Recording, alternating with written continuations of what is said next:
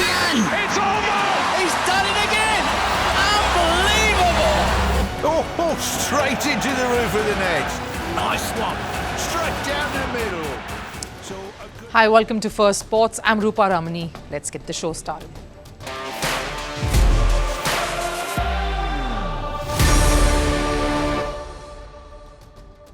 Right, lined up on the show today, Pakistan Super League is in danger. There is chaos at the venue, Rawalpindi in particular, with a drone having crashed right next to it. The PCB has called for an emergency meeting. Foreign nationals are looking for a way back home. This is the big story, and we'll get you more right up ahead. India's head coach, Gautam Gambhir, vehemently calls for India-Pakistan cricket ties to be cut off entirely. This is the biggest name in cricket to have spoken out against India-Pakistan matches ever to happen. Is the ICC tournaments also now in jeopardy? And Rohit Sharma quietly retires from Test cricket. Why now? And was the incident during the India-Australia Test series the last straw? Who are the top candidates now to lead India in Tests? We bring you all the angles to this one. But first, a look at the headlines on Sports 360. Starting with cricket and the Indian Premier League, the Punjab versus Mumbai fixture that was set to take place in Dharamshala on the 11th of May has been moved out of Himachal Pradesh. Several airports have been closed following India's military operation in Pakistan and Pakistan-occupied Kashmir. The match will now be hosted in Ahmedabad's Narendra Modi Stadium. Meanwhile, the Punjab-Delhi clash, which will take place later tonight in Dharamshala, will go ahead as planned, with both teams having reached the venue. Chennai beat Kolkata by 2 wickets in a closely fought battle at the Eden Gardens. Batting first, Kolkata posted 179. Captain Ajinkya Rahane top scored with 48. Chennai's Noor Ahmed picked up 4 wickets. In response, Dewald Brewis scored a quick-fire 52 as Chennai chased the target down with 2 balls to spare. In football, Paris Saint-Germain ended Arsenal's hopes of reaching the UEFA Champions League final. The Paris-based club beat Arsenal 2-1 in the second leg. Fabian Ruiz and Ashraf Hakimi's goals saw PSG make it 3-1 on aggregate. They will now face Inter Milan in that final. Over in tennis, British tennis star Emma Raducanu has progressed to the next round of the Italian Open. Raducanu beat Emma Joint in a 3-setter, winning the first round clash 7-5, 6-7, 6-3. She faces Ekaterina Alexandrova next. And Oklahoma City Thunder registered a convincing 149 to a 106-point win over Denver Nuggets in the conference semifinals. Shai Gilgeous-Alexander scored 34 points to level the 7-match series 1-all. City Thunder will face Nuggets again in Game 3 on 10th of May. India's retaliation to the terror attack in Pahalgam has seen reactions and responses from all over the world. World leaders have weighed in on this. Pakistan has reacted and tensions are flaring. The situation is far from simmering. In fact, India's strike combined with Pakistan's stubborn resistance to de-escalate the matter has resulted in PSL, the Pakistan Super League, being in jeopardy. The Pakistan Super League, Pakistan's equivalent to the IPL, the Indian Premier League, is in danger of shutting down completely, abruptly being suspended. Right now, though, what we are hearing is that the matches that have being shifted out to one venue only. This is a developing story and there is much happening. The league is as of now threatened of getting called off entirely, and there are many reasons for that. Let me dive in and tell you more. The PSL started on the 11th of April with the final scheduled to be held on the 18th of May. We're in the middle of the league with the league's stages matches, group stages matches still on. So what's the latest? A drone crashed around the Rawalpindi Stadium a while earlier. The crash has injured a couple of people who are being tended to, and a restaurant has been damaged.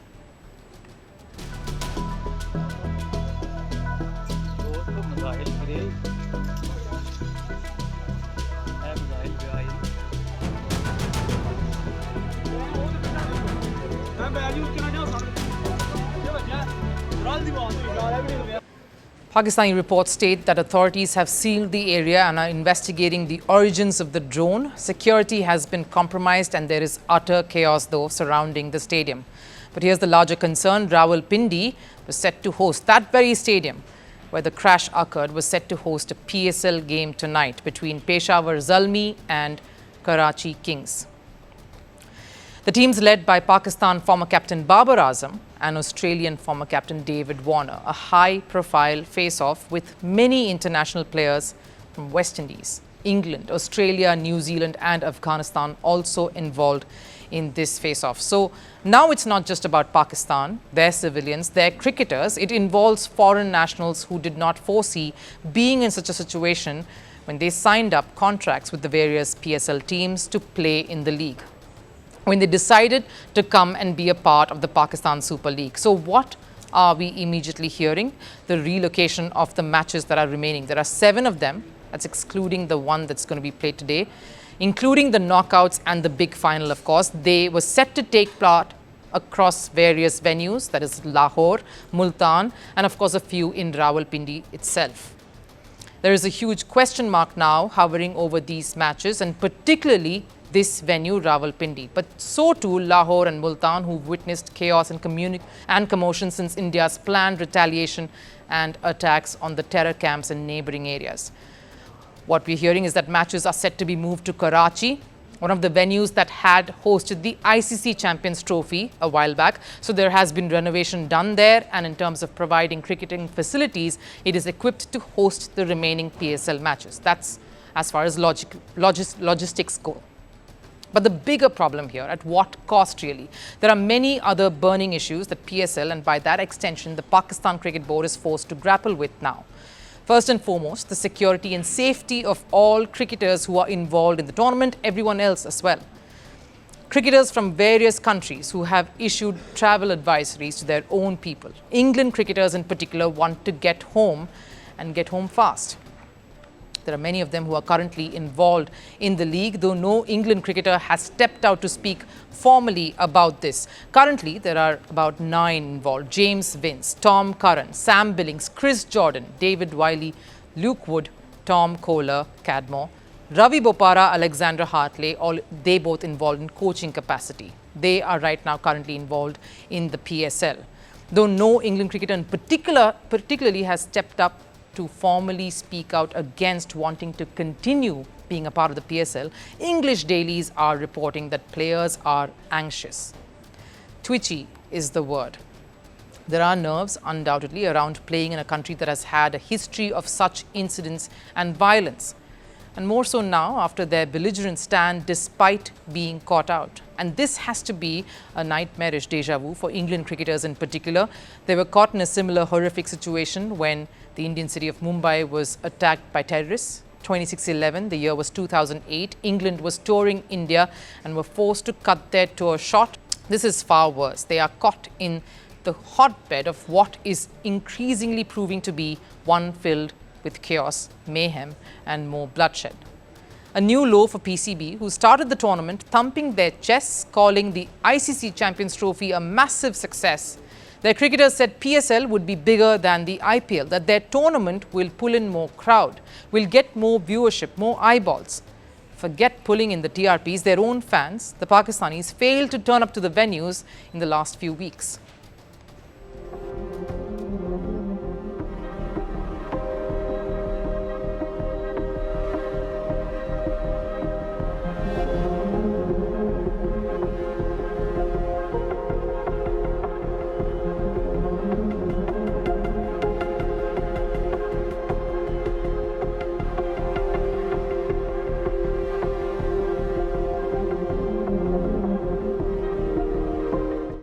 The crowds have not been there to watch any of the action as is, and the situation is spiraling now, much closer to home. It's threatening to shake that bravado and confidence that PCB displayed just a month ago.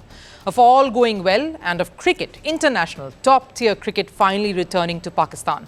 The PCB is in a huddle now to try and find a solve, get something in place that will allay the fears that are already creeping up on cricketers and all people involved in the running and broadcasting of the PSL. And while matters continue to escalate, one thing is certain: a complete discord and mismatch in communication between the ones in charge of decision-making in the country and various other governing bodies, in this case the PCB. When the Indian government said the men's Indian cricket team will not travel to Pakistan for the ICC Champions Trophy, BCCI complied, toed the line. They were all in accordance. That seems to be missing now in Pakistan, putting the lives of others, civilians like the foreign nationals, in jeopardy. We're more than 24 hours into the aftermath of India's strong retaliation to the Pahalgam terror attack. In the wee hours of Wednesday, India executed Operation Sindoor, striking 9 terror camps in Pakistan.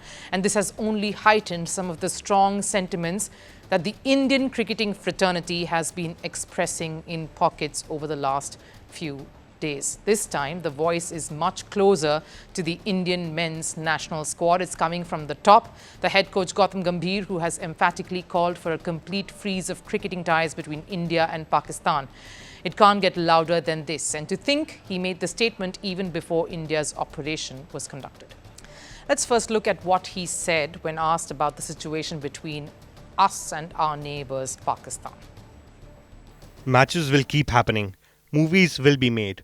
Singers will continue to perform, but nothing comes close to losing a loved one in your family. I've said this before also. No cricket match or Bollywood or any other interaction is more important than the life of Indian soldiers and Indian citizens. He goes on to say that songs will continue to be sung, movies will continue to be made. And it has, because it's been a while since India's entertainment industry shut its doors on Pakistani talent. But cricket, well, that's a whole Pandora's box in its own. India has always showed its benevolence towards this sporting relation in particular, despite Pakistan constantly refusing to curb and stop terrorism. The many incursions and attacks over the years, whether it was on Parliament, on Mumbai's civilians back in 2008, and of course on the civilians in Kashmir recently, they are all proof. Yet, India has kept the sporting ties alive and going. The cricket bilaterals, of course, were put an end to. But with no end to the senseless violence, attention has turned to the most lucrative and the only platform that's keeping this rivalry alive even today, an ICC tournament. With reactions from cricketing fraternity reiterating the attack and seeming to have a positive response, it is all indicative of an impending move coming up.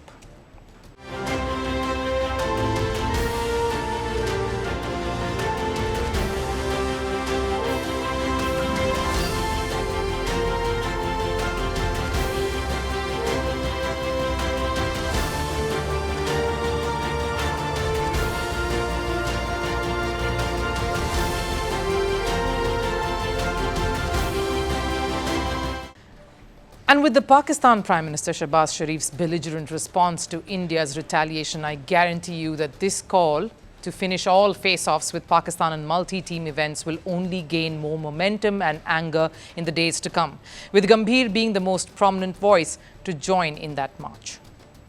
Till all this doesn't stop, there should not be anything between India and Pakistan. This is for BCCI and, more importantly, the government to decide whether we should play them or not. Whatever decision they make, we should be absolutely fine with it. And it's understandable that this comes from someone like Gambhir for two reasons. One, he's always worn his heart on his sleeve. He's been an aggressive player when he's donned India colours. We've seen him get into run-ins with opposition, Pakistan players in particular. He's been equally combative as a coach. And two, he's been a politician himself, so he understands the workings of the government, political dialogue, and how essential it is to make the right move, to prove a point. And India needs to prove that point here today, that if Pakistan isn't willing to accept the flaws and work to routing terrorism, all of which is being protected and harboured in the country, then there will be no more leniency. And that will apply to every aspect of their ties, what little is left of it with India.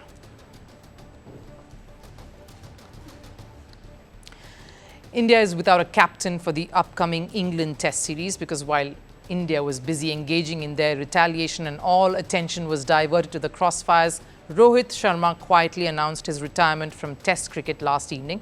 And while it is a massive decision, it comes as no surprise. So even though the announcement itself flew under the radar with all the media attention on India-Pakistan tension, the decision was there for everyone to see.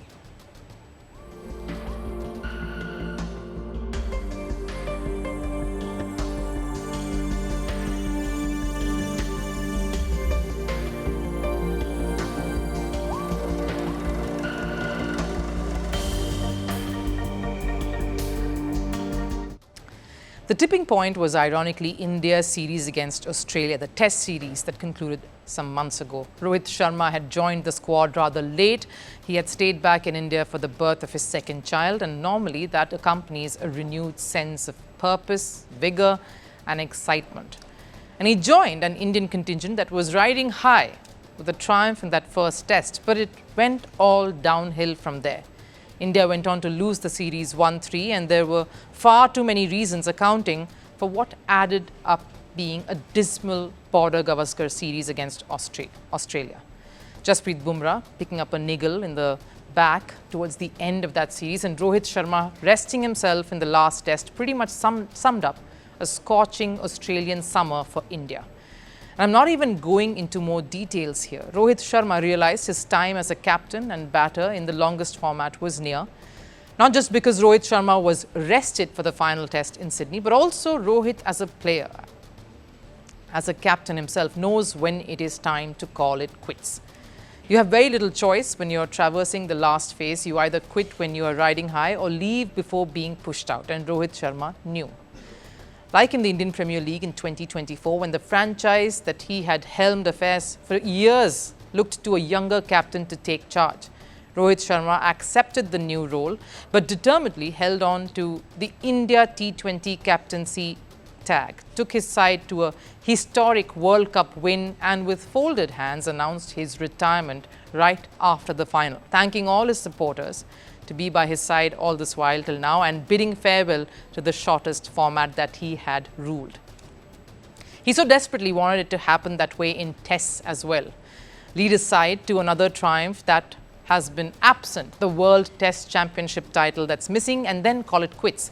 Another perfect send-off from yet another format. But Rohit Sharma was quick to realize he had had a good fairy tale ending in T20s, that hanging up his boots in Test cricket and now would be fitting.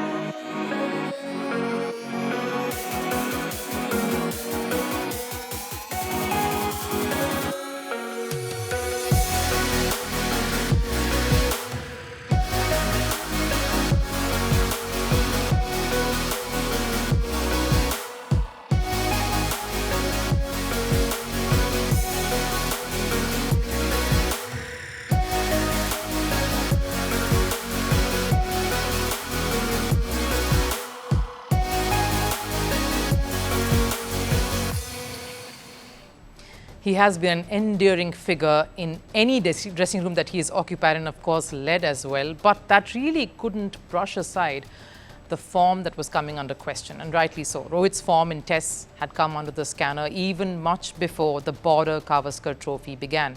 The Indian captain had scored 619 runs in 14 matches last year with an average of just 25. What's worse, he had only managed to surpass the 100-run mark twice. An anomaly really for a batter of his stature across formats. And following the border Gavaskar trophy disappointment, the criticism only intensified.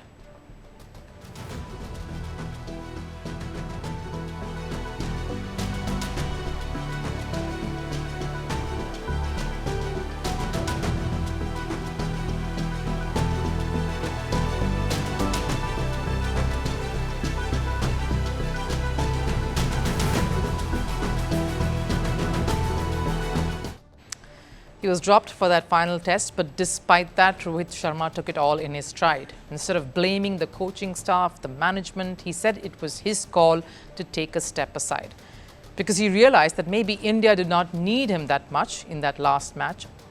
And even after the series, he had, in his own style, said this.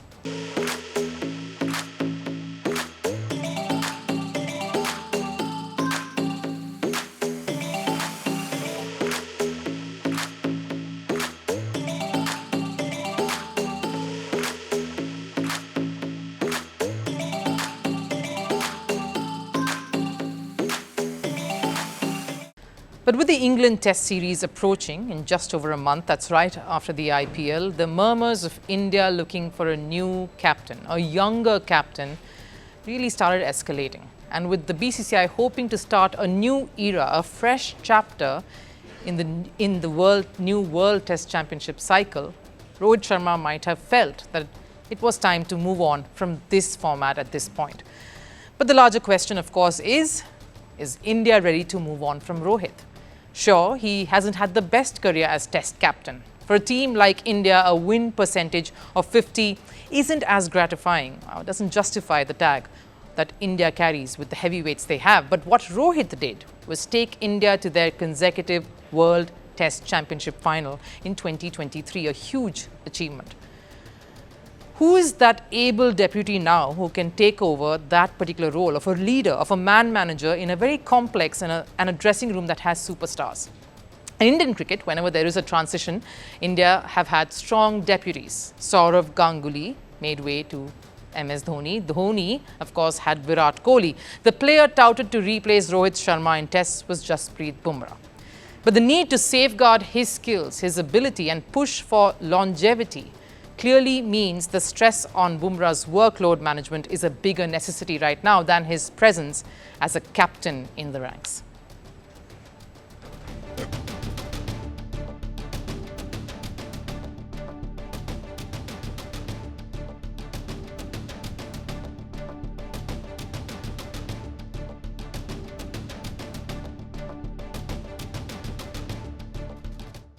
Because it's not just about the England series. Bumrah is an all-format player. India cannot risk adding more responsibility, more possibility of injury on their star pacer either.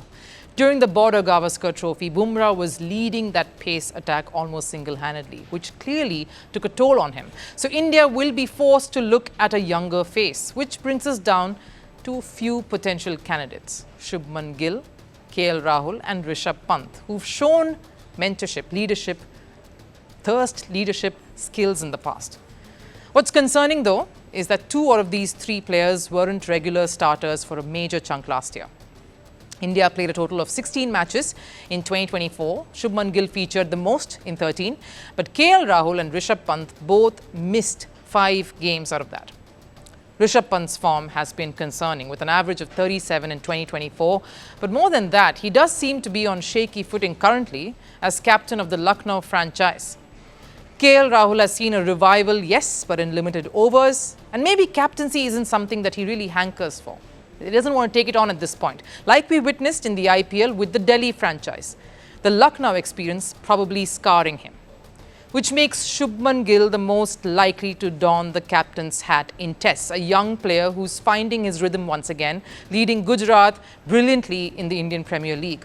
But this is where the true and the real challenge comes in. Leading an IPL franchise is a little different from carrying the hopes, the dreams and the burden of an entire nation.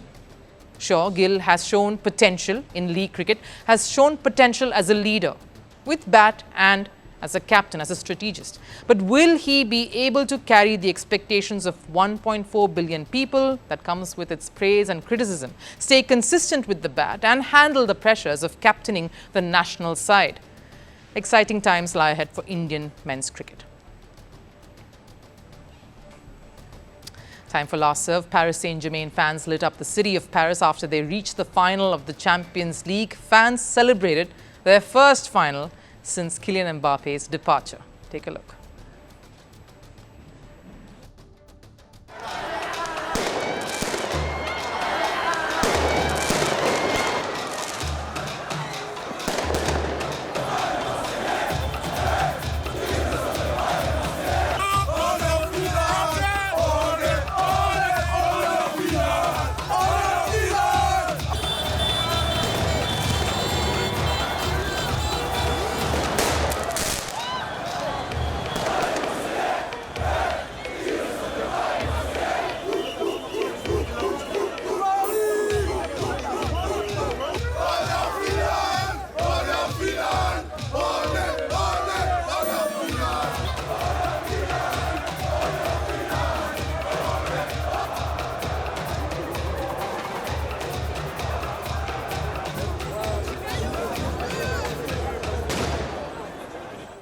That wraps it up here on First Sports. I'll of course see you again tomorrow. Till then, do take care. Bye-bye.